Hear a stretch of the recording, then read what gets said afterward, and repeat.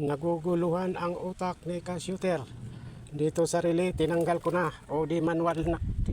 Minamanual ko na lang. Ngayon ayaw umandar, kahapon pa. Matagal na. Ito nangyayari. Bago nating overhaul ang makina, ang nangyayari ngayon. Ang ginagawa ko mga ka-shooter ay tinanggal ko yung galing sa relay. Tinayari ko, dito ko na nilagay. Kasi hindi maabot yung mga ano ko, mga ground. Ginawa ko dalawang ground, ginagawa ko. Itong original na ground niya. Ito. Medyo may mga putol-putol na. Ibig sabihin mahina na siya. Ngayon paandarin natin. Ito na natin paandarin mga ka-shooter. Yan. Ayaw. Ibig sabihin may diferensya. O walang krudo o mahina ang minor. Yan.